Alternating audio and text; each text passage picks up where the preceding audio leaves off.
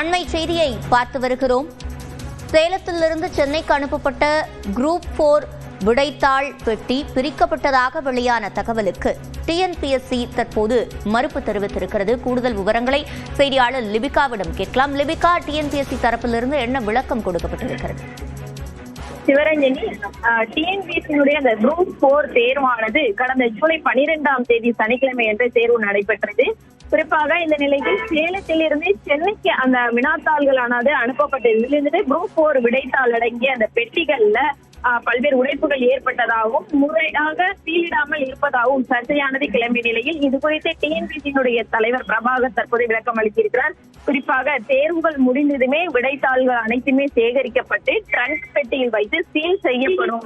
அதன் அடிப்படையில் தான் ஒவ்வொரு மாவட்டத்தில் இருந்துமே சென்னைக்கு கொண்டு வரப்படும் விடைத்தாள்கள் அனைத்தும் அப்படின்னு தெரிவித்திருக்கிறாரு. குறிப்பாக சாதாரண அட்டைப்பெட்டியில விடைத்தாள்கள் கொண்டு வரப்பட போன்ற விடைத்தாள்கள் தவிர்த்து மற்ற தேர்வு தொடர்பான ஆவணங்கள் மட்டுமே அந்த அட்டைப்பெட்டியில இருக்கும் அப்படின்னு பிரபாகர் தற்போது விளக்கம் அளித்திருக்கின்றார். குறிப்பாக இந்த நேற்று நடந்த சம்பவத்தில் இருந்து எந்த ஒரு விடைத்தாள்களும் பிரிக்கப்படவில்லை அப்படிங்கறத அவர் தெளிவுபடுத்தியிருக்கின்றாரு.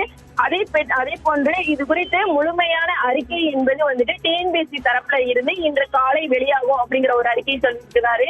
தொடர்ச்சியாக ஏற்கனவே தேர்வுக்கு முன்பு விடைத்தாள்கள் அனுப்பி வைக்கும் போது மதுரையில் வந்துட்டு சாதாரண தனியார் பேருந்துல அனுப்பி வைக்கப்பட்டது ஒரு சர்ச்சையாக எழுந்தது. இந்த நிலையில் தற்போது மீண்டும் சேலத்தில் இருந்து கொண்டு வரப்பட்ட இந்த விடைத்தாள்களானது அந்த பெட்டிகள் என்பது சீல் பிரிக்கப்பட்டிருப்பதாக எழுந்த சர்ச்சைக்கு தற்போது டிஎன்பிஎஸ்சி மறுப்பு தெரிவித்திருக்கிறது. சிவரஞ்சன், லிபிகா, இந்த விடைத்தாள்களை பொறுத்தவரையில் இது எப்படி பாதுகாப்பாக கொண்டு வரப்படுகிறது, அது தொடர்பான விளக்கமும் கொடுக்கப்பட்டிருக்கிறதா?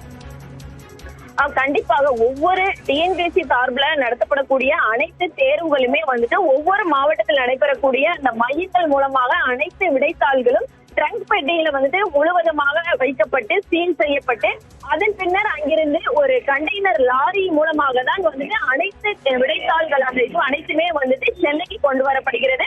அதன் பின்னர் சென்னையில் இருக்கக்கூடிய அந்த டிஎன்பிஎஸ்சி அலுவலகம் சார்ந்த இடங்கள்ல அது திருத்தும் பணியானது தொடர்ந்து நடைபெறும். கொண்டு வரப்படக்கூடிய இடங்கள்ல போலீஸ் பாதுகாப்புடன் தான் இந்த விடைத்தாள்கள் அனைத்துமே வந்துட்டு துப்பாக்கி போலீஸ் பாதுகாப்புடன் தான் வந்துட்டு விடைத்தாள்களானது அனுப்பி வைக்கப்படும். சாதாரண அட்டைப்பெட்டியில் வந்துட்டு விடைத்தாள்கள் தவிர மற்ற துறை சார்ந்த ஆவணங்கள் மட்டுமே கொண்டு வரப்படும். இதுதான் வந்துட்டு நடைமுறையில் எப்போதுமே இருக்கிறது. அதன் அடிப்படையில் தான் தற்போது குரூப் 4 தேர்வுக்கான விடைத்தாள்கள் அனைத்துமே பல்வேறு இடங்கள்ல தேர்வு மையங்கள்ல இருந்தும் சென்னைக்கு கொண்டு வரப்பட்டிருப்பதாகவும் தற்போது விளக்கம் கொடுக்கப்பட்டிருக்கின்றது. விவரங்களை வழங்கியமைக்கு நன்றி லிபிகா.